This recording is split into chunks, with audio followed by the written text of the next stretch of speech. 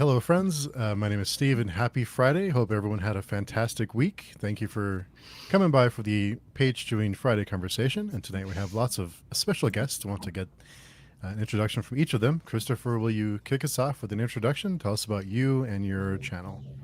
Absolutely. Yeah, my name is Christopher Navo, and sorry about that. And I just started my BookTube channel about 6 weeks ago, called it is still technically my name, but it does have the subtitle of the next chapter, and just kind of got into this environment, of course, during late COVID time period.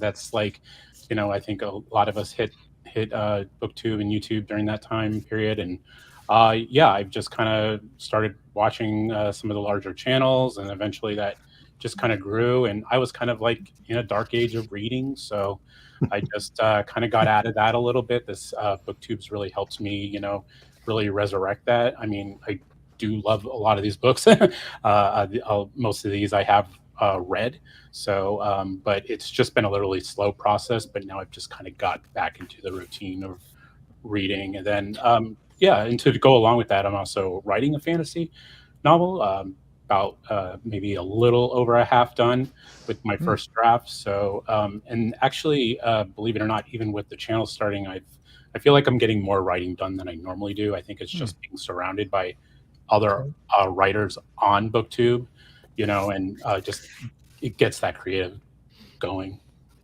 Yeah. You have to tell me your tricks. Yeah, yeah. Well, part of it is I do have a little bit of luck with my day job. It's a work from home job, and it's not something that steadily needs my 100% focus. So I can it's hard to do writing during that time period, but I can do some reading Hmm. usually, because that I can easily interrupt. Writing once a minute, and I can't like interrupt that. So yeah. Yes. And Josh. Hey, I'm Josh, also known as Joshua Scott Edwards on the cover of my books. My first book is An Ocean of Others, which is a story about a ragtag group of people and non-human people who investigate these monsters that uh, turn into monsters when people die. Um, and they the I'm doing a terrible job of selling it right now. uh, yeah, it's my first book, my debut. It's in SPFBO 9. I'm super excited about it. I've also got a serial called Grave of the Waiting, which is a sci-fi horror story. And I'm working on the sequel to An Ocean of Others. So yeah, I'm happy to be here. Well, Thanks for having me. nice. Thanks for coming. And Chris. Yes, my name's Chris Mohan. I'm a sometimes YouTuber, sometimes appear on Steve's channel. I don't know what this dark art Christopher's talking about in terms of having read the books that sit behind him. This is a foreign concept to me. I buy books, I put them on the shelf, and I have plans sometime in the near future to do something about that. But other than that, here we are, and I'm here for another Friday conversation. Very glad to be. Nice. And Angela. Hi, I'm Angela Boord, and I am an indie fantasy author. I write, oh well, you can see them back there. They're pretty big. I write very large epics, which are sort of historical, romantic. Fortune's Fool was a finalist in SPFBO 5, and Through Dreams So Dark is entered in SPFBO 9 right now, and I'm excited about it. It's been fun. This month is sort of chaos month in SPFBO. It's like this giant carnival, and it's been great. It really is. What having been through SPFBO before, what advice would you give to someone like Joshua who's entered his book this time for 9? Well, I guess for the first phase, like the first month is chaos, and it's gotten bigger like over the years, like which is great. But after that first chaos dies down, there's like nothing. It's like this big chunk of waiting, and everybody's like, don't just try to forget about it for a couple of months, and then it'll pick back up. Around the last month is a big deal. So if you can just kind of like put it to the side and know it's out there, and then just kind of chill, then it's a lot easier to deal with. Like, but that's kind of my advice. Just enjoy the connections and all this stuff that comes your way because of SPFBO, because there's lots of people doing interviews out there, and there's lots of people just talking and connecting on social media and stuff like that, and that's really what SPFBO is about. So the review stuff is sort of anxiety producing, so it just has to kind of That's good advice. Thank you. But that doesn't go away. Now, this is your second SPFBO, is it? It just still is at maximum level of yes. Yeah, well, you know, Close and putting the book in there, that was still nail biting, because especially this year, because it filled up, all the spots filled up in 41 minutes, which was nuts. Like when I did it back in 2019, it took almost 2 days. It was like, and we were like, wow, it filled up in like 36 hours or whatever it was. Now, like 41 minutes. What? I don't know what it's going to be like next year. So what's the hard cap on that? How many entries? 300. 300? Yeah. Maybe they'll raise it eventually. Well, I think it has to do mostly with how many, like the bloggers, you know, because it's a nice round number. So you get 10 blogs, 30 books each, and that's a lot of books. So in the first phase, you know, that's why, like when I was doing it, there were some judges who weren't on teams. It was just single judges, and they would go through 30 books for like their first batch, and that was that was a lot. So now it's much more, I think everybody's a team now. I think it's not just single judges. You know, the bloggers do an enormous amount of work, so we're really grateful for them.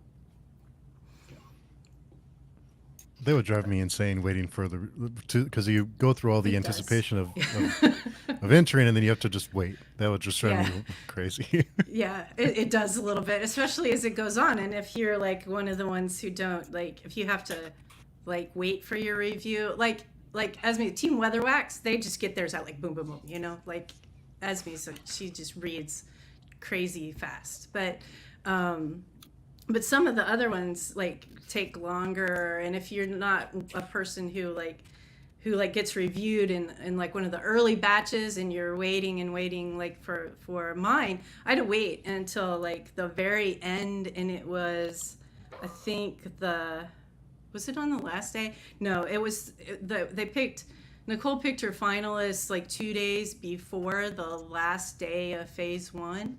And so we were all, and I was in the last batch to pick semis. So it was like she had picked semis like 2 weeks before that or something. And then so that was, and then she did this thing, and it's good for everybody. Like the drama is good. Like everybody's like waiting, and the suspense is good, but the suspense will kill you as a writer, because you just want to know what's happening to your book.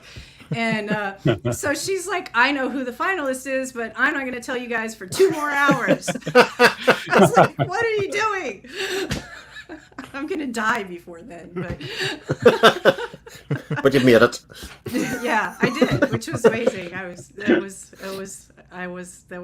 pretty neat. It was one of the best days, like, because I was like, wow, it's just really cool. And being a finalist is really, it's really not about who wins. It's being a finalist. Any of the 10 spots is a winner, you know. It really is. And like from 5, we're all friends, and you know, it really was a life-changing, and it was my debut novel, so I, you know, I wouldn't have sold as many copies if I hadn't been in SPFBO, because I just published it straight into SPFBO. It published a week before it started. Yeah. Good timing. Yeah, I was working hard to get it out. That was my whole goal. And our friend Bo's here. Good evening, everyone. Hey, Bo. Hope you're all Hey, Bo. enjoying a long Memorial Day weekend. Thanks, Bo. Bo's fantastic. Good evening. Hope you're having a good evening too. Bo comments, Josh's book is a D&D inspired story where a team of bounty hunters have to track down and defeat imaginative monsters that are created and fueled by death of humans. There you go, Josh. That's a way better There description. you go, Josh. Thank you. All royalties go to Bona, is that? Blurb, you can write my Jared. blurb. That's the hardest thing. Yeah, the Bo comments, the amount of books the teams and judges have to go through is crazy. They are true heroes for their commitment to helping out. It's a lot of reviewing and reading, true. and yeah, it's a lot of work. I think Becky still does it by herself. I think she does all like Oh, 30 of her Really? books. Oh, I think she you're right. does. I think you're it's right. Yeah, she's amazing. I think that's right. high, but does a very, very good job of it for sure. Yeah. I can't imagine, like, and I'm such a mood reader that I don't know. They do an amazing job. I always think of Christopher, you were talking about 300 making it bigger, but you kind of want the books that are entered all to have their moment in the sun. Do you know what I mean? That once you go over 300 or whatever, maybe you don't get that exposure. And I think back to last year, the very first cut was Jim Wilborn's Seventh Cadence, which is a book that I dearly love. Like, I think it's an absolutely brilliant book. But I remember, like, that was almost like, oh my God, like this is quite a prominent book in some ways at the time as being the first book cut, but it got its exposure and got people talking about it for a couple of days, which was kind of like that's good for everybody. Yeah. I mean, that's kind of my plan too, is just try to hit up as many of these. I'm just putting away some of the traditional published books for a while, try to hit some of these, just try to give them as much exposure as I can. Yeah, I agree with that. The 300, that probably is the best stopping point at a point to where it gets oversaturated and so many titles just get pushed under the rug and all that. Yeah, even just a matter of like logistics. If you start adding even more blogs, if there's like 12, 15 blogs, 15 finalists, it just becomes harder and harder to read everything within a year. Yep. It's like scoring tickets. You just got to get in there when you get in there, right? Oh, yeah. I was talking to some people who were like, it's going to be like high frequency trading. We need to like move closer to Mark Lawrence's house to make sure. Everyone's starting to kiss up to Mark Lawrence. Yeah. I like that idea. There's like a whole idea of how can you improve your chances kind of thing going on in the background. Even if it's just for fun, it can be used in sometime during the future. 5 tips for There's gonna be like Twitter thread guys. Yeah, exactly. How to get into SPFBO. Right. Well, it's the time zones that are the killer. Like they always and me here at Fantasy Book Critic always puts up his the time zone website where you can convert all your time zones and all that's like, because I don't know, I've done this a few times and I've done time zones with people and I still can't remember them. So every year. Yeah, I always have to confirm things. Like, I know usually like things like this, they do put your time zone on there, but I'm like, so I want to confirm that this is yeah. Right. Yeah. I feel so bad for the people who have to wake up at like 2 a.m., 3 a.m. and submit it at that time. I know. Like, I was lucky. It's like 8 a.m. That's fine. I could do that. Yeah, it was 7 for me, and I had like a couple of alarms set, and I had like my tabs for my Goodreads and Amazon links, like the night before, so I could just go sit and then, get my coffee first. It all adds to the event of it, doesn't it? It's very much a time and a place. Everybody knew that it was going to close quite quickly. Maybe not 41 minutes, but like last year's was equally quick, in some ways. So it was very much everybody's on the bit ready to go. And, it's a cracking book in your biography in another 30 years, when you talk about your spec poetry and not getting coffee that morning or whatever it was. Yeah, it's like, I don't know, like everybody on social media is like, when you get in, everybody's like, oh, you get in, and then you wait to see after it, you're like, wait for all the titles of the books to come out and like who's in what batch, and it's like a big holiday. I don't know, it's like the SPFBO day. So So whose group are you in? I'm in Before We Go blog. Okay. Steve, I have a don't- word. Yeah. So You're muted. That's just as well. That was contentious. Just trying to get a drink of coffee, and here I go. Yeah, that's what I get. No, I was just saying they're a fantastic group of people Yeah, over there. yeah. Before we go, yeah, Yeah. Beth Yeah. is really great. yeah. So that was good. I was excited. Josh, which group are you in? What are you in? Who's are you? I'm in the fantasy faction group. Nice. Yeah. That one looks. There are a lot of books in that one. That one looks like. Yeah, it's a scary group to be. Yeah. Aw. There's always one. It seems like every year. Yeah. You're I, like, wow. I think we found out that they basically ordered them as like just chronological. So those are like the first 30 people who entered. Oh my gosh. So Wow. some authors who I guess were just like on top of it that day, just Wow. got in there really quick. But a lot of them are like people I'm friends with and talked to on Twitter. So like maybe I'll get lucky and like my book will resonate with the judges. But I'm almost like looking forward to the point where I'm just like cut so I could just root my friends on. Yeah, that'll be nice. And then I don't have to worry about the anxiety or anything. Yeah. How complicated is it to submit your book? Is there a long process to submit, or what information do you have to submit to? Oh, it was enter? really easy. I think it's basically just like a Google form with like less than 10 questions. Yeah, they're easy. Yeah, questions. like Angela said, like you put in your Goodreads URL, your Amazon URL, upload your EPUB and your book cover, and then there's just like a couple check boxes like, is this AI generated art, stuff like that. Yeah.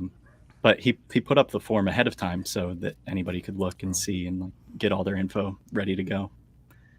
So people Yeah. were submitting like within the first minute. Yeah, a lot of people. Yeah.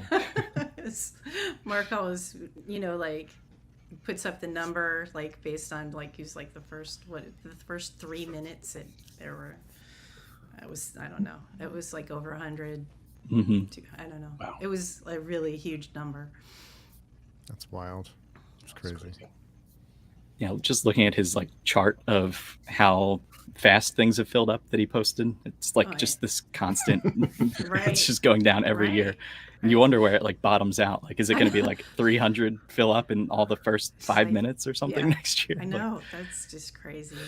Yeah. But it does go to show how important it has become in the indie sphere, that it is, very much a centerpiece. I'm sure, Hmm. especially for yourself, Josh, you were thinking about it from the moment you launched your book back last year, that, okay, I've got this milestone to hit, and, we'll see if we can get a story up. And then when SPFBO comes, it'll be able to, get a bit of fresh impetus even for yourself. Yeah.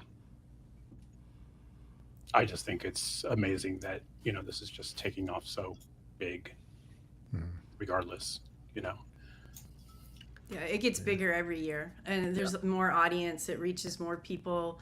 It's really been neat to see that happen.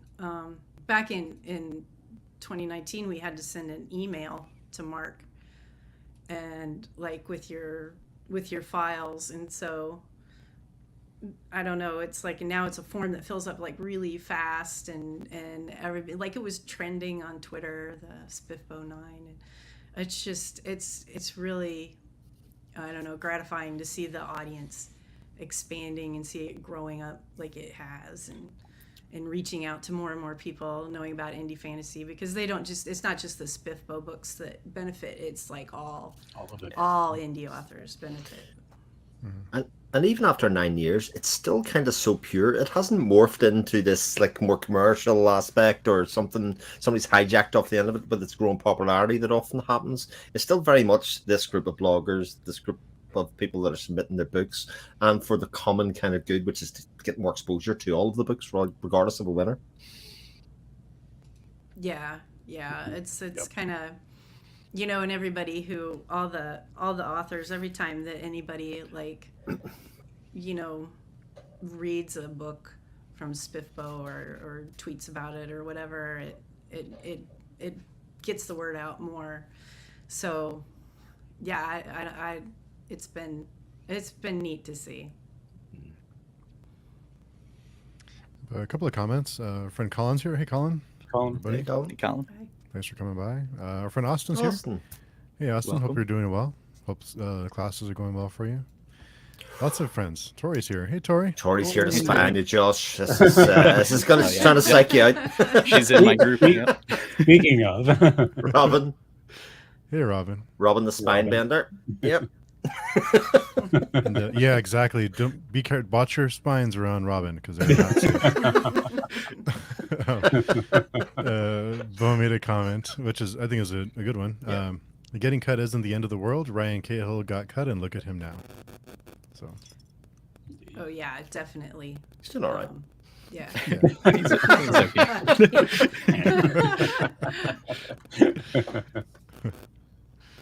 yes, you got this, Josh. Thanks, Tori. Yeah. Sadir, hey, Sadir. Hey, Sadir, Yeah. another There's- fantasy faction buddy. yeah. Yes, Oh, another no. spy. Indeed. I actually told Sadir that I actually have a character that's named him. Only I do have an H after the A, but I didn't know him before naming this character. But Just luck. you just luck. Yeah. Hey, Drew. What has your experience been, Christopher, writing your first book? What has that been? Yeah, it's been a labor. It's been over like a decade since I've been working on it. So, and again, it's not like something that I work on regularly, at least for the last, decade. Life happens, marriage and and moving a lot, and just a lot of different things get in the way. And I know that's a lame excuse for writing, but I think what I've learned in the process is, obviously, I think a lot of people say this is, just don't look back. Just don't say, oh, let me look back at, chapter 1 and 2. I know they're garbage right now. And I've actually talked to Tori about this, where I've actually switched POV characters. So a character that I've been POVing in the beginning of the book is no longer a POV. So there's a lot of, it's just a process, and it's just getting the words on the paper for me right now.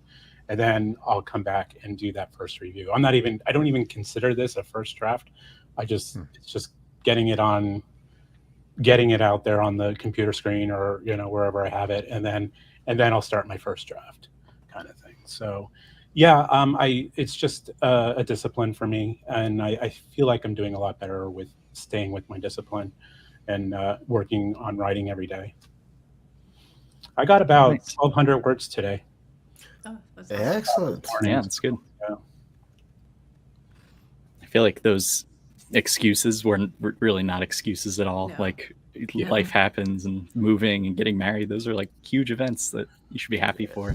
Yeah. Yeah. I It's took like if writing about- takes a side to that, that's perfectly fine, I think. Yeah. I took about 10 years off, I guess, in the middle when I had a bunch of kids, and kind of went away from it for a while, and then I came back. I started again and dragged all my manuscripts out of the closet and started working on them again about 2017, I think that was. So I relate. There were a lot of life events in there.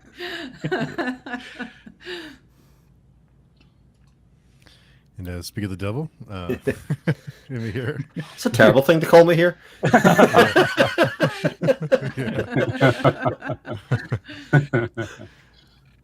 And our friend Rachel's here. Hope you're having a Hey, Rachel. fantastic day too, Rachel. Mihir is another one of the just fantastic people in the community. Yeah. Love me here. I love his channel. Yeah. And Jared is still in the middle of a 20-year break. All right, I'm winning.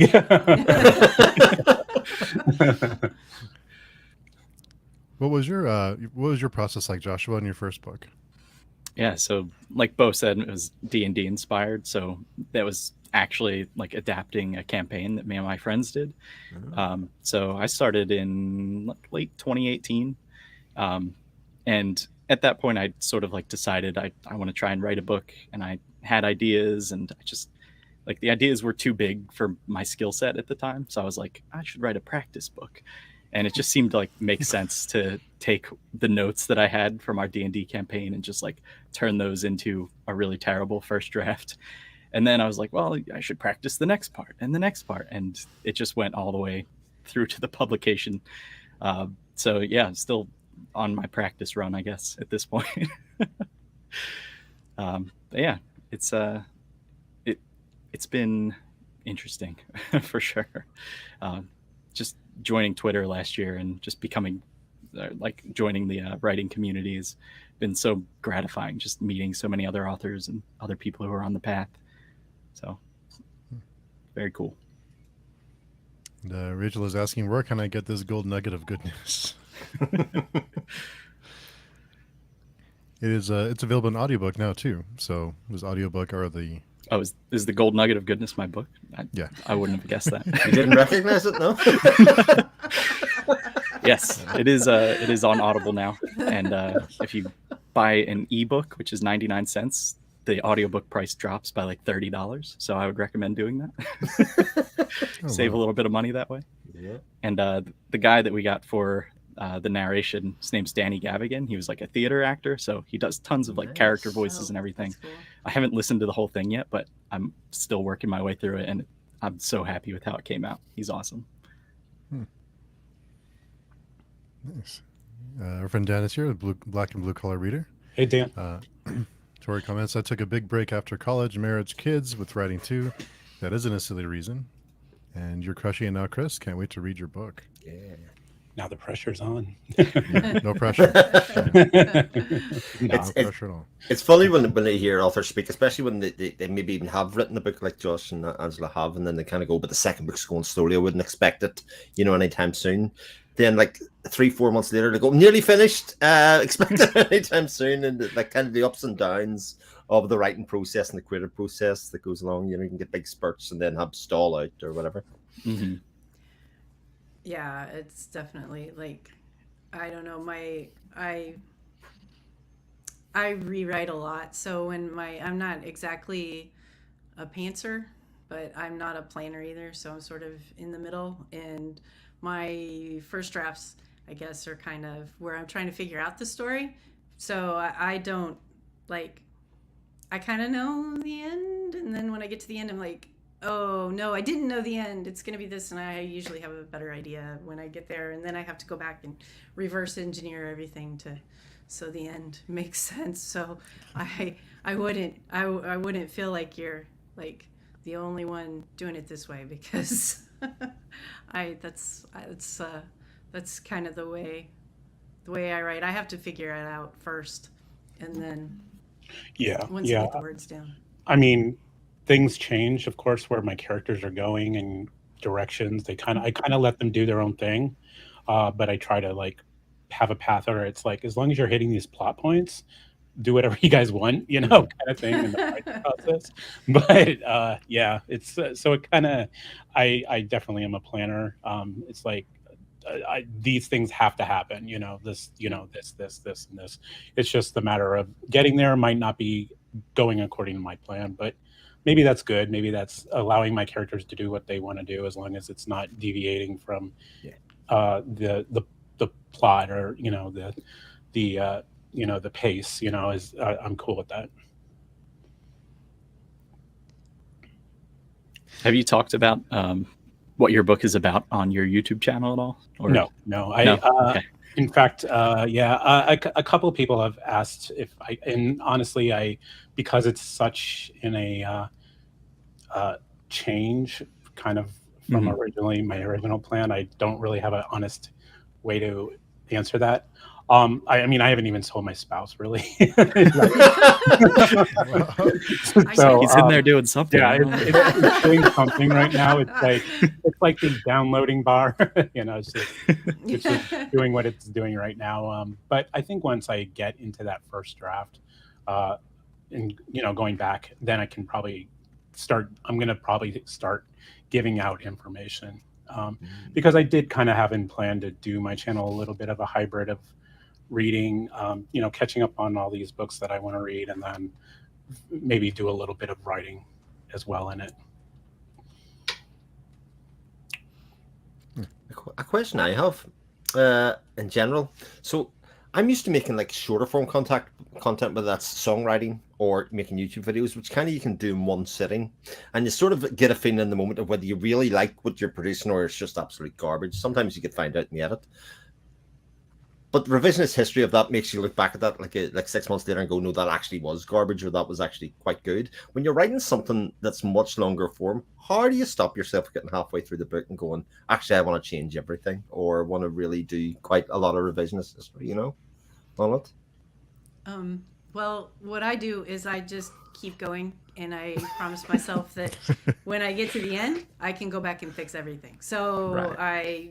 I'll leave myself notes. I'll say, I need to fix this part. I need to fix this Right. part. I need to do this, but I can't, I do sort of edit as I go as far as like what scene I'm in, because I have to go back and read what I wrote when I'm drafting the day before in order to get going the next day. So I'll clean some of that up.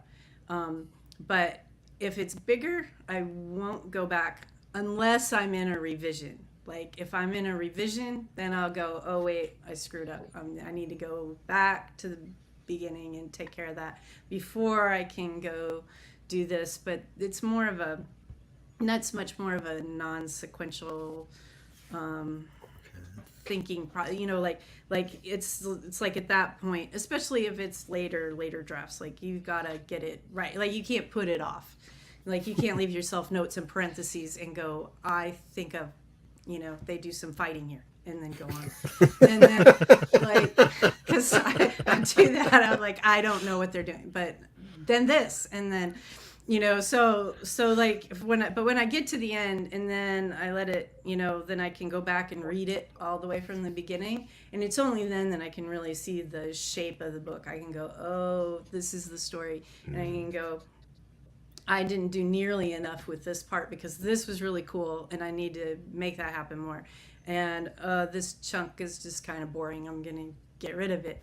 Or I had no idea this character was gonna be this way, so some writers aren't like that. They have everything like really set and they write very much, but I don't know, I'm always kind of like, I always have these alternative stuff in my head, and sometimes I don't get it out right the first time I go back. Nice. But that's me. I feel like my process is pretty similar. Like I just don't let myself go back until it's time to start the revisions. Otherwise, you could just constantly rewrite the first chapter over and over and over again. And I've talked to some writers who seem to have that problem. And yeah, it's just like, you just got to accept that some of the early stuff you've written is not going to be very good. And you just got to like accept that and be okay with that being in your document. But no one's ever going to see that. So yeah, it's okay. True. Right. I have to do that to myself. Tell myself, this is just for me. Nobody's going to see it. And then I can get going. And I do that up to the very end. But when after it's like proof, you're like, okay, this is it. I have to like submit this now. I have to click publish. So and then, I always have that anxiety, but it's usually when I click publish, I'm afraid that like there's going to be no words in the file or something when it downloads, but it's usually okay. And Cedar's excited to hear more about your book when you feel it's time. Yeah, agreed. When it's time. 5 years from now. No, I'm kidding. No, I just 2 cents to what we were just talking about. Yeah, I'm finding that out too. I used to be terrible about going back. All right, how can I rewrite chapter 1? Mm-hmm. It's like, oh wait, I like this idea. Let's go back to chapter 1 and fix this, kind of thing. And that was, definitely in my, when I was first doing this writing, years ago. But yeah, now it's just plowing forward. I know the things I need to change, and like Angela mentioned, making notes of the changes. Obviously my POV change, a lot of those, just keeping track and then not worry about it, just getting the words on the paper, having that skeleton, and then you can build from that. It's a process for sure. Yeah, I think it really is the first big thing. that's like the first big hurdle, is just to finish something. And I think, we've all been there, because I know I have a lot of stuff on hard copy in my closet, and then it's there, it's unfinished, and I still start way more than I finish. I have like all these little starts hanging around. So I think that, Chris, I think that's going to be, like, you're doing great. And I think, and like I said earlier, BookTube has just been a big influence for me on doing that. Just talking to a lot of fellow writers on Discord and all that has just been really got me going. There's some people do writing sprints, where the reading sprints are. You can do the writing sprints. I actually use reading sprints to do writing sprints, and I actually get a lot of work done because I work in increments. So when you take those breaks, when you talk live again with people, that's good. It just kind of like refreshes, you don't get too stuck into it. So they've been really beneficial for me.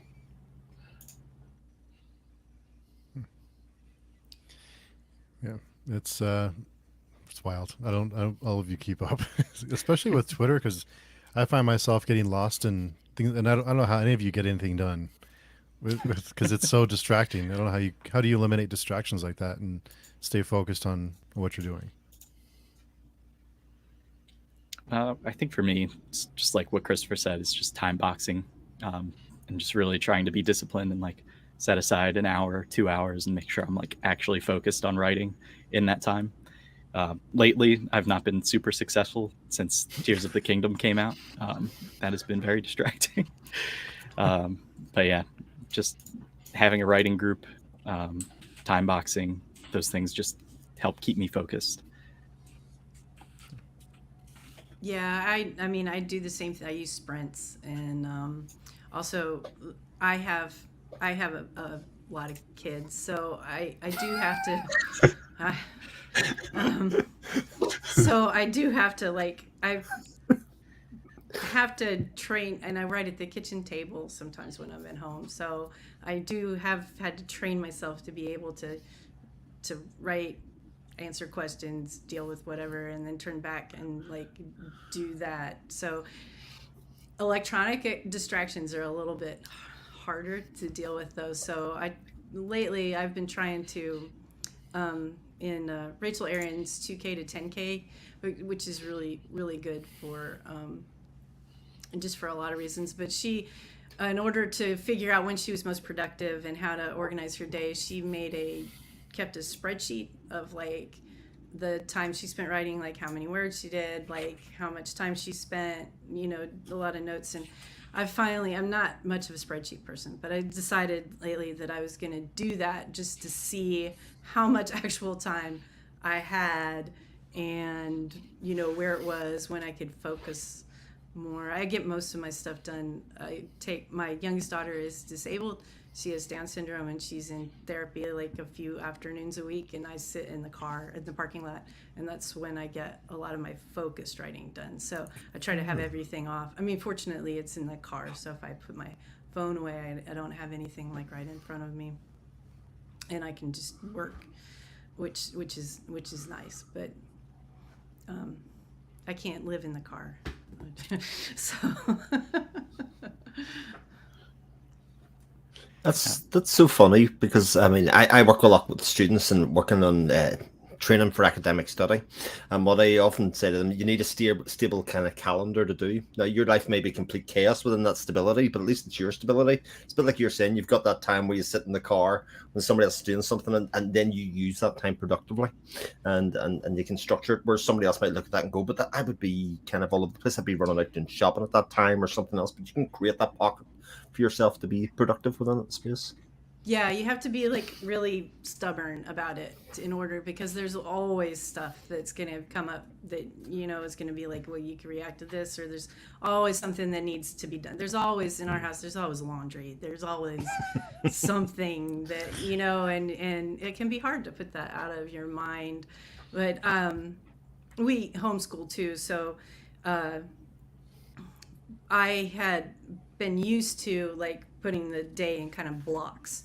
So you know, like if I wake up in the morning, breakfast, like people, some of my kids will get up earlier than others, but and they're getting, like, most of them are teenagers now. And when I say I have a lot of kids, like I have 9, but 2 of them are out of the house. One of them's in college, and I mean, here's comment. Yeah, I do have a lot of kids. Can confirm 9 seems like a lot to me anyway. Definitely commend you on that. Like, Yeah. Thanks. Yeah. I say things like, well, I only have 7 at home now, but it seems like, you know, there's 2 out, and then my college student will go back, and then it'll be 6. But they're getting older now. It's not like when they were younger, which was like exhausting, but I mean fun, but also exhausting. So it's a little bit easier now. I can have like breakfast, okay, and then I put my work away, and then I, you know, do stuff with the kids or whatever, and lunch, and then later on in the afternoon I take Abby and I do some more work, and then I come home and I do more family stuff, and then sometimes at night after people kind of settle down, although my youngest daughter's schedule has been a little bit wacky for the past several months, I'll try to do some more, but it, you know, it varies. You just have to be flexible, I guess. But yes, laundry never ends. There's only 2 kids in our house, and it feels like the washing machine goes constantly. Like I have no concept of what it would be like, but more than that. It's, I heard. I now I have like literally no excuses over here because I have no kids. So. No, but there's always something. I mean, you know, everybody has something. But yeah, no, laundry.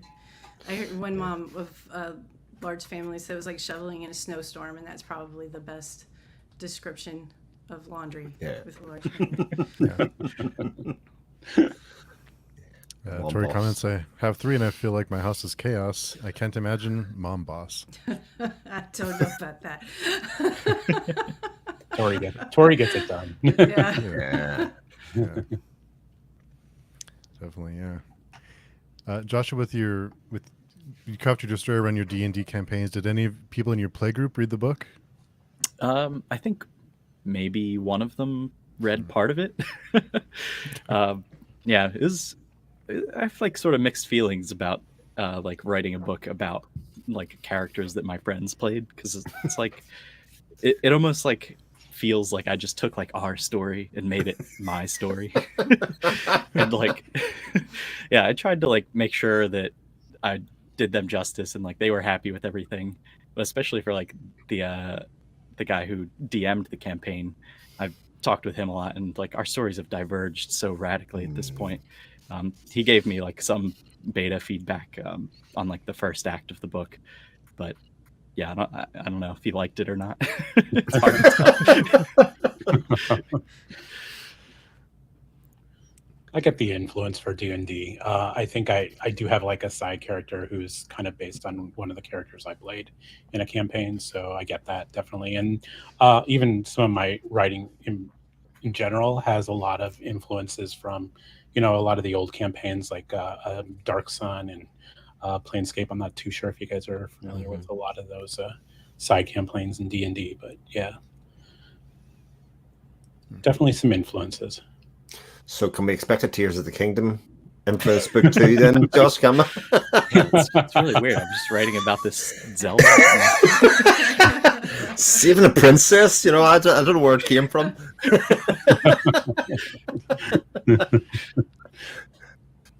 Do you play too, Angela? Do you play D&D?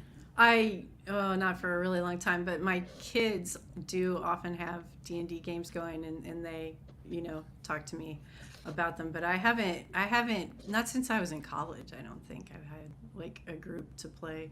And my son, who's in college, he plays a lot. They play a lot, so I'm D&D adjacent. Rachel says, I kind of feel better now. The only person in any of my past D&D groups to read my books was my DM. Yeah. Tori has to go right. You guys are awesome. Thanks, Tori, for See you, Tori. Bye, Tori. Bye, Tori. Said here, ooh, Dark Sun. That was an inspiration for my book. To that end, how widely known is it that you write between people that are kind of, well, I suppose in the case of Angela, people that you meet in the supermarket or meet at school gates or whatever that may be. Even YouTube channels, like hardly anybody knows that I do YouTube even on the side, which seems ridiculous because I do it about 4 nights a week.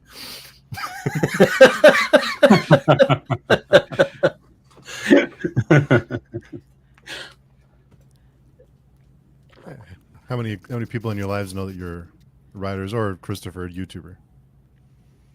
Well, for me, yeah, most people know I'm a writer. They laugh about it because I don't have anything written, and I've been talking about it for years. But there was a comment earlier mentioned. I said my goal was to get it done before George R. Martin or Rufus. Her work's done. So 25 years we've got still. This is good. Yeah, right. Yeah, and then as for YouTube, everyone pretty much knows I do post like my videos on Facebook. Is kind of like the social thing I use for with my friends and family that live far away and all that. So I don't think any of them watch it. There's not a lot of I don't really have a lot of bookish friends. Yeah, there's a few, but yeah. But everybody knows. My family knows I write, but I don't think too many other people that I know in my IRL actually know that I write. Some of them do, though. When Fortune's Fool came out, some of them bought the book and liked it, thankfully. I don't know, the ones who didn't, I guess they just didn't tell me, but just very kind. But it's always kind of a weird thing. Sometimes I don't know, since I write romantic fantasy too, sometimes I'm okay with that. It's okay. You don't have to read my book. Do you have Josh? steamy parts in the books? I haven't read any of yours, sorry. Yeah, well, Fortune's Fool doesn't. It's kind of a fade to gray, I guess. It's not really black, but it's kind of gray. But Dreams is a little bit more, has a few more graphic scenes in it, a little bit more, a little spicier, I guess. So. Stuff you wouldn't want your grandma reading. Yeah, probably not. It's okay. But although it's kind of a weird thing now. Like I have college age and older kids in their 20s, and when your kids start reading your books, it's a little bit odd. Do they actually? Yeah, well, my daughter's friends actually more than her. Because she told all of her friends about, and she's out of college now, so when she was in college, she told all of her friends about my book, and a lot of them bought it and read it and liked it, which was nice. I felt really good about that, but it's kind of strange, here's my mom's book, and yeah, and so it's kind of weird being I don't know. I'm not sure if I'm the cool mom or just this is your weird writer mom, but Those are not mutually exclusive groups. Well,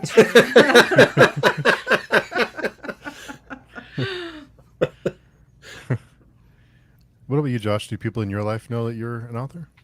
Definitely my close friends and some coworkers and my family members. I have a pretty big family, just lots of cousins. I don't know if they all know that I'm a writer, but a lot of them do. And ever since getting the audiobook, actually a couple of my family members have started reading it just because I guess they work better with audio. So that's been pretty gratifying that they actually seem to like it. Or if they don't, they just don't tell me. Do you ever wonder if it's a case that Josh is coming around, dust the book? Yeah, sometimes. I have one friend who's yeah, I started reading your book, and I think it's been 8 months now, and he still hasn't finished it. And I'm like, you don't have to read it if you don't really like it. I'm totally cool with that. I already got your money. So. That's the spirit. I like it. Christopher, what's it like been your first couple months on YouTube? What's your experience been like? It's been very positive. It's a little more. It's a little more work than I anticipated. I don't feel like I'm the best speaker. I am definitely a writer more than a speaker. So when I'm getting in front of the camera, it's a process for me, and I have to do a lot of takes, and it would take like usually even like a 15-minute video between filming and the editing and getting everything prepped for the following day. When I put it out there, it's usually like almost a whole day process for me. A little more time, so it's definitely a day I don't get anything really else done, but I enjoy it, and I enjoy meeting new people. Like I said, this is like the better part of the experience. I won't say I would. I won't lie and say I would love to see the channel grow, but I think for me, the more rewarding experience is the engagement levels with fellow content creators and and authors and things of that sort, because that's what gets me going. That's what gets me energized is to read more and to write more. And so yeah, it's been a great experience so far, and I'm enjoying it. So maybe in a year from now, we'll see if that answer is still the same. But Yeah, there's that line of making the content you enjoy making, and then you want someone to watch it, right? You don't want it to just sit there. Of course, yeah. And I'm definitely still learning on what kind of videos I want to put out. I am doing a lot of the, typical videos you see with a lot of booktube, just to see, and then I want to try to find something a little unique as well. Just still trying to find my brand, but again, it's all about the engagement for me, really, honestly. Yes. John Douglas is here. Hey, friends and family aren't your audience, I always say. It's true. It's like a conflict of interest almost. Yeah. Rachel, Josh, I felt that. My brother bought the ebook to read, to be supportive, never bothered to read it. Only bought the ebook? What kind of support? My father-in-law does that. I would get like these spikes, like, who bought 6 paperbacks? Like, oh my gosh, 6. And then it was my father-in-law, and he gives them to like all the relatives, and they like, That's nice. Yeah, it was nice. I mean, but it was funny. I was like, oh, okay, now I understand. You get that excitement, don't you? You're like, oh god, I have a good day. It's really taken off. Yeah, this is fantastic. And then you're sort of crushed. You're like, oh. I mean, it's okay. It was nice. It was nice of him to do that. Yeah, that same thing happened with my aunt. It's like, oh, that's where all my paperback sales are coming from.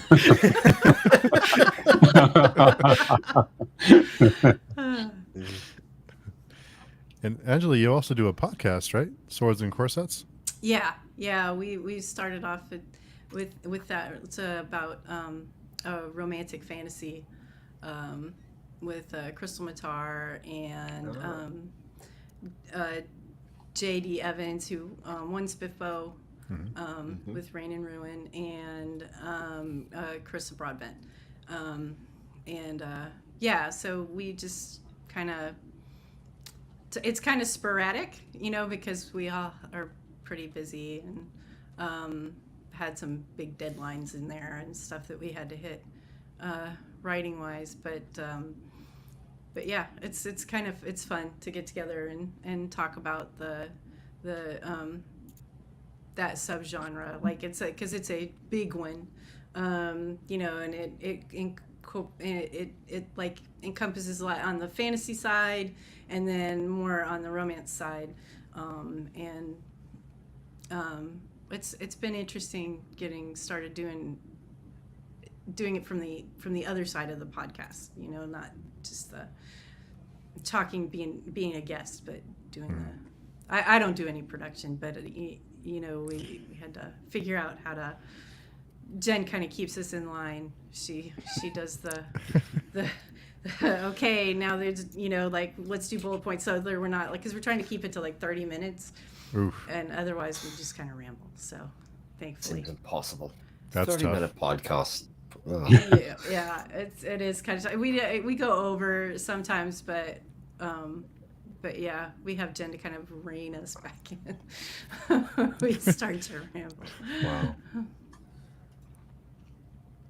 John comments, friends and family will give you sales and pats on the back out of friendly obligation, but not the objective feedback you need to grow as a writer.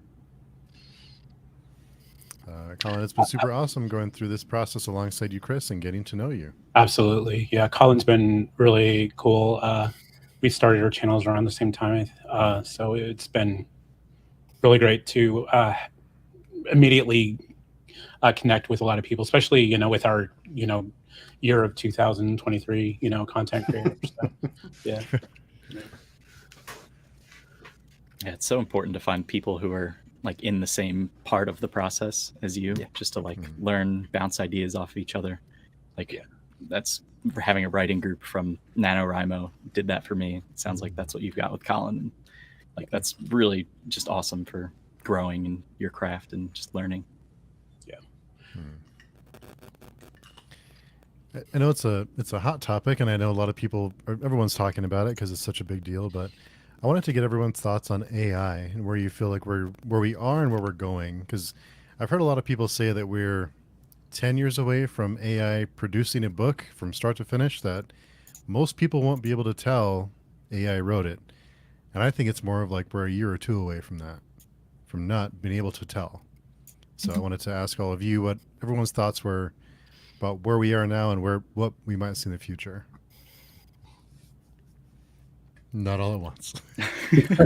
Yeah, I've got to go. See you. Yeah, I think we're all like, I think it's a really big. It's going to change. It's going to change a lot of things for all of us, really. Even the writer's strike right now, a lot of it is around AI. That a lot of the studios are trying to incorporate more AI and put more writers out of work. So it's an interesting topic, and I think, I don't know, like, it's not the same thing as when ebooks came out and people thought it was the death of the book, which obviously it wasn't, and it's been, so I think like AI now, like, maybe it could produce generic books, like, because I don't understand a lot about how AI works, but I think right now it's just aggregating, like it's scouring, and then it, so at that point it's just kind of hitting. It doesn't have voice, like because, and really I think that's what I read books for. I read books for the writer's voice, for the character, for an understanding of what it means to be a human, even in the non-human characters. You have like this sort of experience like that you relate to, and like I think AIs can fake that a little bit, but it's at some level it's not going to be really satisfying. It's like in art where you can tell an AI did the picture if you look close and see the people, and it's like the hands are weird or the eyes are weird. There's just something a little off, and that's kind of what I feel like AI is going to be like. So I think that it's definitely an issue that we're going to have to deal with, in it probably in a legal way, because what is AI scouring? What is it picking up our words and using our words? Is that violating our copyright? Is it stealing intellectual property? Those are questions that we're gonna have to answer. And on the art side of it, they're there. That's the big thing there. But I don't know. My kids try to break Chat GPT, like they start asking it all sorts of weird questions just to see if they can make it shut down. Yeah, it's hard to go ahead, Josh. Oh, okay. Yeah, it's just hard to say where it's gonna go. I think all of this is just a big unknown right now. But yeah, there's certainly gonna be changes just in terms of like legality and what capabilities it has. Like you're saying, you think it's probably going to be sooner than 10 years that you'll be able to not be able to tell if it's an AI generated book. I think it's probably months away. Just at the rate that things have been improving, because I'm a software engineer, so I've been sort of keeping track of all this stuff, and it's been pretty surprising how fast it's gained in capability, and just how fast like OpenAI is releasing new models. It's really it's kind of scary sometimes. But yeah, I mean, it's a question of just how we're all going to handle that, I think. And like, it seems to me a given that it's going to eventually get to the point where an AI generated story is going to be as good as like Rachel says, it's going to be like a New York Times best-selling novel. But I think people will always want to read non-AI generated stuff. Like Angela said, there's like that human component. And you're trying to convey your experience in some slice of the human experience that you're experiencing. I've used the word experience 3 times in that sentence. Yeah, that's why we have editors. But, yeah, I mean, I almost see that as like a marketing thing. Like there'll be probably tags that people put on books as like, this is purely human generated, no human written, non-AI generated.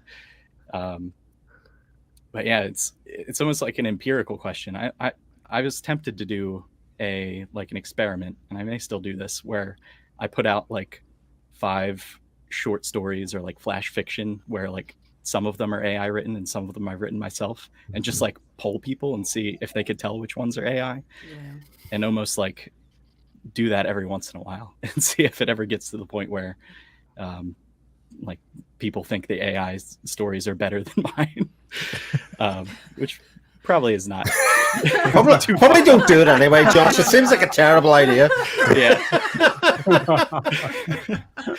But yeah, there's also like the legal aspect. Like it seems like it is in sort of a gray area where like a lot of people don't really know how these LLMs work, and like if they're transforming the data sets in enough way that it is like fair use. And I think this is all just going to have to be worked out in the legal system, and we have no idea how that's going to go because government doesn't always get things right. So yeah, it's definitely just something to keep an eye on, and it's going to impact people just outside of the writing community too. Like, how long until people start losing their jobs because AI can just do it better? And that's a scary world, but it may be coming faster than we imagine or hope. I'll also agree with Josh. I just graduated with a degree in computer science. My spouse is a professor of computer sciences. So we see that, we're also keeping tabs on that. And I do think it's going to happen a lot quicker than we expect it to. It's just moving so fast. I saw a meme once where it said, describe dystopian life. And they said, well, right now, humans are still working minimum wage and AI is creating art. So yeah, it's definitely something, we're just going to have to try to work around, or, I don't know. I think the computer part of me, the programmer part of me, there's some things I think AI can do for us, like on a technical level. But as to art, I think like Angela touched on, I think Sadir in the comments about, will it take a while before it has the intelligence to create something fresh, with a unique, without sounding too generic, as a fantasy kind of thing, or whatever it writes. So I think that might take a little bit of a while for AI to pick up and create something fresh and new. But yeah. I think it's also going to be like what Amazon does. So like as far as how Amazon allows AI generated books to be published, because if it's like gonna throw it in on, like, like right now with Kindle Unlimited, if you're a part of the Kindle Unlimited program, your books are exclusive to Amazon. You can't sell it on any other retailers, but it goes in, your books go into the money is a pool of all the subscription fees that are charged. And the more books that go into the pool, and there are always like new books coming in, and hopefully new subscribers. I mean, the pay rate has stayed fairly stable, although Amazon's raising their subscription rate now because it hasn't grown as fast as they thought it was going to be. So if you get a bunch of AI generated stuff that can be done really fast and that's dumped into into the pool, then that affects us. Not just like that you can't tell the difference, but because even if it's labeled this is AI, whatever, it still dilutes the pool that we're paid from. So that's another one of those practical legal issues that's going to have to be worked out. And I don't know, like Amazon likes to make money, so I don't know how it's going to fall on that issue. So I have lots of thoughts on this. So legality, I'll touch on the legality part first, because this was actually challenged and came up this week. At the moment, AI is producing a lot of non-commodifiable stuff. It's search engine results, it's copy past text, it's just getting stuff. As soon as that becomes a commodity, it moves into a whole new legal realm. And they were challenged, OpenAI were challenged this week on proving that something wasn't from copyrighted material. Because when you do that, when you can't do that, then it becomes open season. As soon as they publish a book, I can go along and say, you copied me. If they can't prove that they didn't copy me, then I win the case. The onus is on them, and they walked away from the argument because they can't do it at the moment. They don't know exactly where their sources are coming from. So as soon as this becomes something that is worth money, and I think you'd raised the point a few weeks ago, Steve, or in one of the threads in the forum, that who gets the royalties? If there's an adaptation or a film adaptation of an AI book or something, at what point, where does that money go to? Is it open season on that even? And does nobody own it? All of that kind of stuff. I think, a bit like Sadir says, the AI doesn't create. I actually think it's misnamed as AI because it's not really intelligent in the way that AI sort of says that it is. I come from that background as well. We've got three of us on here. This is really good fun. It's aggregating at the moment, and it's doing it within a model of creating good language skills. They're getting better language skills and presenting this as if it's AI. And the only things that I think are really under threat are the things that they have made a formula for. So it seems to me like romance novels have been written by the authors in a very strict formula where they just churn out that formula. That stuff is under threat. I'll give you another one. I know the thing about the artists and the artists feel threatened. How many fantasy covers have a single dude or female standing with their back facing a castle on the front in some sort of different shades of covers? Why would you not have an AI cover of that when they are basically copy pasted, different versions of that? They're not really totally original in the way that something like Felix Ortiz's work can be, something like that. Anything that's created or new is going to be fine. In fact, you all know how hard it is to sell books in general. If something isn't creative or doesn't have a new slant, what chance has it really got? Especially if it becomes to the point that AI is everywhere. God, they could be flooded with thousands of books every day that within that sphere. And if it's not creative or new or not distinguishing itself, who is actually going to invest their time? Because for the consumer, time is actually the most precious resource. It's not even really money in modern society, because Kindle books are 99p. Kindle books are free. You can get them in Kindle Unlimited. So I think actually a lot of the sky is falling stuff, I think, will resolve itself in a little way to shake out, because same with the TV writer's strike. I think this is venture capitalists, studios, etc., thinking to maximize their profits. But writers have value, and well-written shows stand the test of time. Poorly written shows disappear within weeks. And I think ultimately the writers are right to fight back because they are talking about reducing the sizes of writers' room, and that's kind of the stuff that they're basing their argument around. And if they can keep that bit together and say, actually, we're not engaging with this process until we get some assurances, then they're going to be quite well off, relatively speaking, in a way, because they're not well off at all in the big scheme of things compared to the profits that those shows make. Yeah, I think to Angela's point about muddying the waters and collecting from that pool of like KU, then that would it be harder to, even if you're not interested in those stories that are not as good, is it harder to find the good ones? I mean, does it make it to where you're harder to find the books that you're looking for? It could. I mean, but you had a good point, because it's not just like, you can't just dump your book on Amazon, publish it, and then like hands off, because especially it's getting harder and harder to, get the message out to people that your book exists, basically. So, there has to be like something behind it. Like, marketing is hard work. So it's not just the AI, like everything has to come together. And if the book's not good, people are, they know that. Like, you can hype it for only so long before people figure out it's just, they don't want to read it anymore. So yeah. If George R. R. Martin can get 1-star reviews, what chance have these other books that are coming along?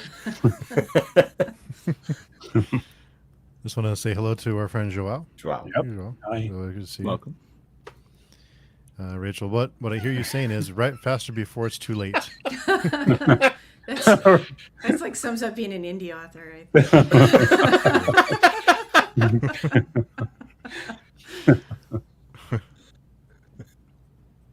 Well said, Chris.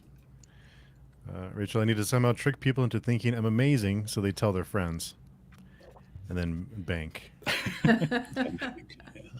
Teresa's here. As a consumer, I want AI-generated books to be labeled so I can avoid them like genetically modified food. This is something that I think is really important, is that they should be labeled as either AI-generated or AI-assisted. I think that's something that I don't think that's unfair to ask, but that's just me. Yeah. What does everyone think? No, absolutely. I totally agree. Yeah, that makes sense. Does anybody remember the furore that was kicked up around the Christopher Paolini cover, which was the fractal space cover, I think? And somebody came along after and says, if you'd have got an artist to do this, it would look like this. And it was pretty much identical in a different style. I don't think that was making the point that it thought it was making. If you know what I mean, everybody said it's better, but that's subjective. At a certain stage, you want to say that this is completely different and very much in a different creative way.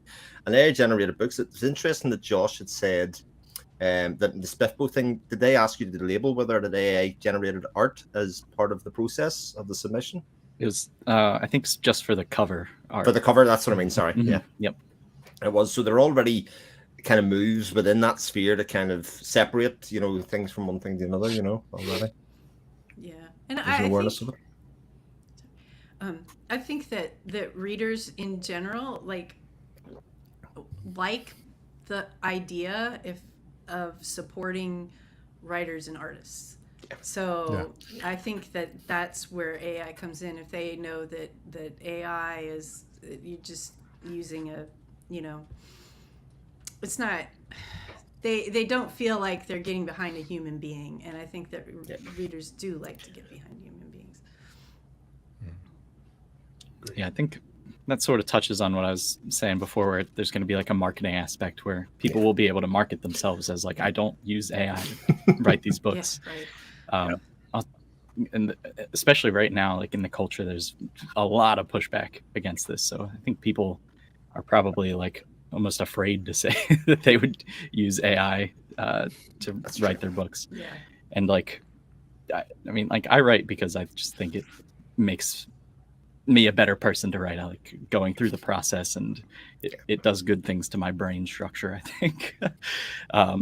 But like, just to play devil's advocate, if AI is like a tool and it gets really, really good, I think we probably will see a lot of people who do like AI assisted things. And it might be the case similar to like in chess, where like a human versus an AI chess bot, like the human will never win there. But a human using an AI chessbot can beat that AI chessbot. Like the symbiotic one is like the victor there. And it might be the case where like people are better able to tell the story that they want to tell if they use AI. But I do think it makes sense to label it at that point, so that people who really are against it like don't have to read this, and people are just, there's like consumer awareness at least. I can't wait for the first degree program that is in AI querying, because that is actually where the money will be made in the next 5 or 10 years. The people are really good at creating good prompts and getting good output because of how they instruct the AI to go along with ChatGPT-4, whatever version comes along after it. You even look at Midjourney. There are some people that are amazing at image creation in Midjourney just because of how they write the prompts, and that's going to become a really sought after skill, I think, over the next kind of period that we have. Yeah. I think a big part of the reason there's so much pushback right now is because of the aspect of feeling like this is stealing people's copyrighted work Absolutely. and art. So I really think like opt-in data sets will do a lot to alleviate that fear, at least, making it so like, oh, well, like anybody whose art is used to train these models, like they are aware that it's going to be used for that purpose. And I almost wonder if it would be good to be a part of that sort of opt-in data set, because then like, I don't know, this is something I'm not like, I don't have fully formed thoughts on yet. Like I don't know what the right answer is, but thinking like if someone is writing in a style that is like similar to your style, I almost feel like that's a form of flattery in a way. It's like if they think your style is that good that they're trying to write their own books in that style, it's almost like kind of cool. But there could be all kinds of like weird incentives that creates and negative externalities. Like I really don't know. Colin had some comments. Colin, another part of this is education. We read to my daughter every single night, and she's 7, so she's starting to begin to understand what stories in fiction actually are. And I make sure to discuss with her that the author in the front is this thought the story up. It came from their imagination, and they made a beautiful story for us to enjoy. Isn't that cool? I make sure to prompt her to think like that when it comes to art, so she can really appreciate it. Yeah, it's awesome. Yeah. It's awesome. Yeah. And creating stories that we can all read separately and all come away with something quite different from. You know, the kind of craft that goes into that conversation, rather than just being like a story starts here, goes here, has a twist here, and ends. You know, the thematic stuff that goes into that is so carefully crafted. AI is nowhere near that at the moment. You know, something that will take and use my prejudices and my upbringing and my culture either for or against me, you know, in terms of the creative and writing process.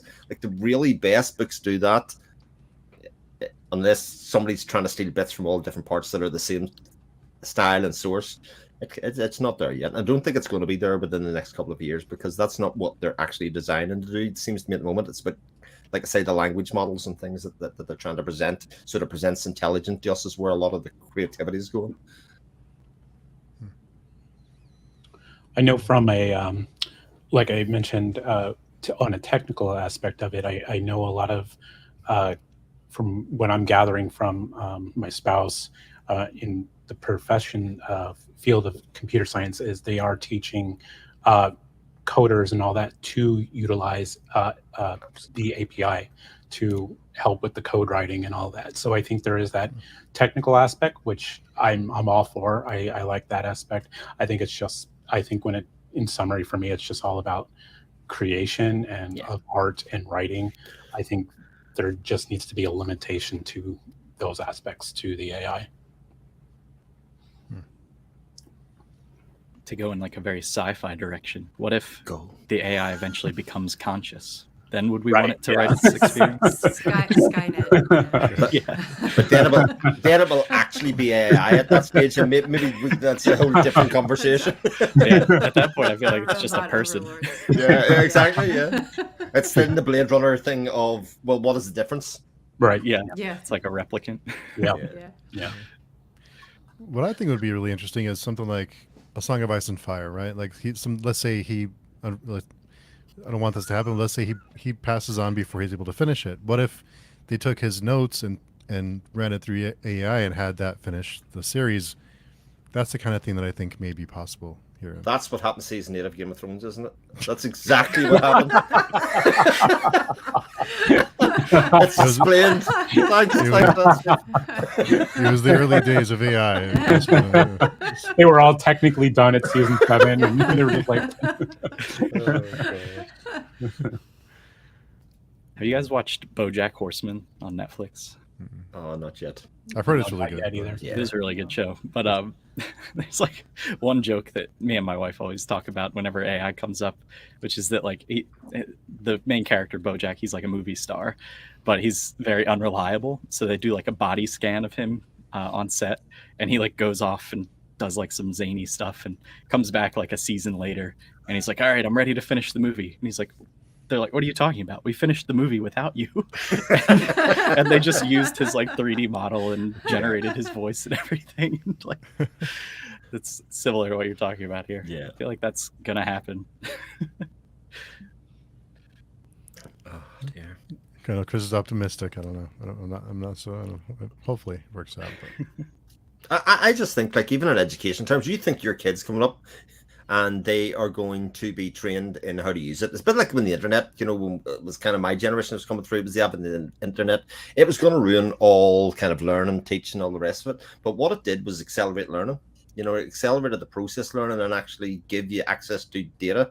Like my wife came home about 5 years ago and says, "I've got a set of encyclopedias." And I went, how useless are a set of encyclopedias in today's world? Like, honestly, this small crumb of information, when I have in my hands something that I can even speak to and say, "Can you find out all about this?" You know, it's a very different data model in terms of us as humans as being able to do it, and we kind of use it in a new way, and our kids especially will be very aware of it and use it in that way. Certainly for what we think of like classic assignments and all the training that we did in school. They're not doing that form of assessment anymore, I can tell you now, because that's exactly the conversation I'm having in work. Is like, see all that, write an essay on, here's a topic. It's dead. Like, what is the point? I can generate you an answer of 3,000 words in about 35 seconds if you want, and it'll be passable at the very least. And for most of my life anyway, passable was all right. Yeah. My son told me they actually, for an April Fool's joke, all gave ChatGPT prompts for their essays that they had to turn in, and then like they had an entire class turn in AI generated essays for and they were kind of nutty essays. I tip my cap to that. Yeah, that'll teach them. Yeah, I think kids now, like, they're very I don't know, like my kids are very savvy about it and kind of cynical too, even, which is a little bit scary when you're looking at, but I guess when you're teenagers, that's a thing. But yeah, so I think, I don't know, I have confidence that as these things develop, the generation coming up with kids now, they'll interrogate it, you know. Yeah. They don't just have things dumped on them. They try to figure them out and figure out where they're coming from, and then use them in a way that makes sense. Like they're not being taken advantage of, kind of, I guess, by it. To your point earlier about having a voice, like you know, find an author's voice, and we all have our own voice in whatever way it is. I've had a few employees at work. They generally sound like this. They'll bring something to me and say, "Hey, we found this problem."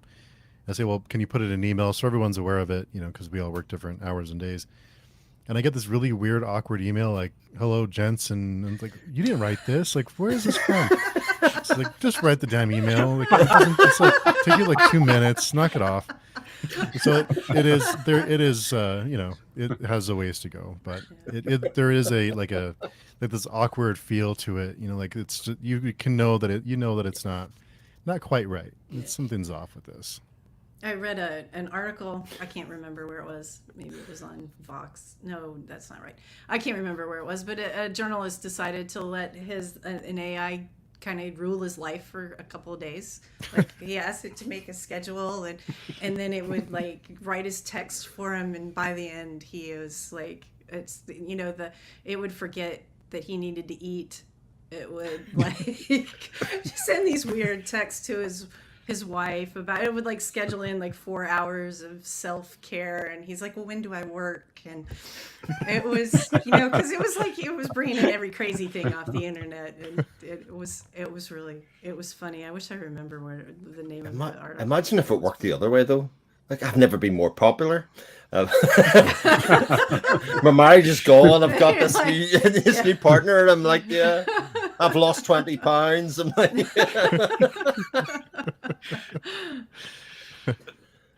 AI changed my life. yeah. You can change your life too. Yeah. It's an interesting time for sure. See which direction it goes, but yeah, see how it goes. The time always flies on these Friday nights, but I want to thank all of you for taking some time out of your Friday evening, or Chris, in your case, Saturday morning, to Best time of the week for me. Yeah.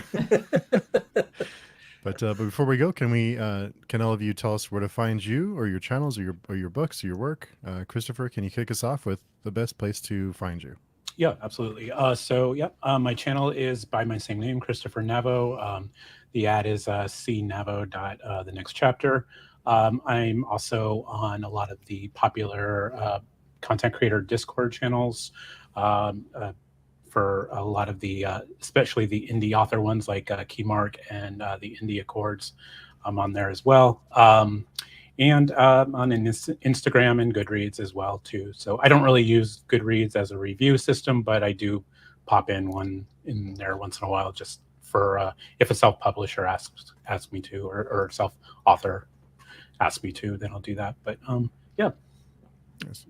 Really quickly, Josh, before I just want to read Matt's comment, because that was interesting. Matt comments, and the best reading setup ever, by the way, too. Matt's a genius. I work as a chief of staff for a politician and was told the 10-minute speech I wrote had to be trimmed to 5 minutes within a short time.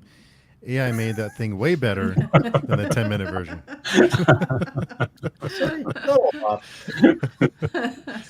I'm sorry, Joshua. Go ahead. Where can we find you? It's interesting. So I have a newsletter at joshse.com. Go there. There's a subscribe button. If you subscribe, I'll send you a free copy of the ebook of An Ocean of Others, which is also available now on Kindle and audiobook, only on Audible. And I guess other than that, I'm mostly active just on Twitter at Josh S. Edwards. Oh, nice. And Chris? You can find me on my YouTube channel, which is just my name, Chris Mohan, Mohan. You can find me on Steve's channel quite regularly as well, and on the Patreon forums. Yeah. I hog a lot of Chris's time. Yeah, for sure. I'm a lucky man. Yeah. And Angela? I have a website at angelaboord.com, and I do write a monthly newsletter you can sign up for there. Otherwise, I'm pretty much just on Twitter right now, and I'm trying to finish the sequel to Fortune's Fool, so I'm not around a whole lot, but I'm Angela Boord there. And my books, Fortune's Fool, and Through Dreams So Dark, and Smuggler's Fortune actually is in the Tyrian Empire series too. They're all available on Amazon. Fortune's Fool actually is on audio as well. Oh, so okay, and great. it's wide on audio, so you can find it wherever you get your audio. Very nice. And just want to remind everyone that newsletters are important, so be sure to sign up for newsletters. With these platforms, you never know what's going to happen tomorrow, so it's important to stay in touch and authors' newsletters.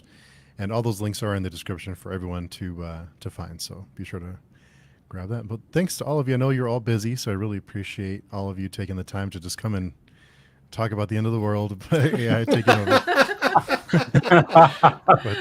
This is so much fun. Thanks for having me. Yeah.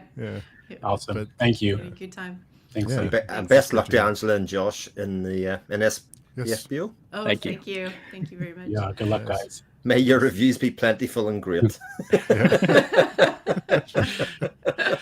We'll keep our fingers crossed for both of you for sure. Thank you. Thank you. But thanks everyone for coming by, for interacting. It's always great when we have interactions, and I really appreciate all of you watching and hanging out. And hope everyone has a fantastic weekend, and we will see everyone very soon. Take care.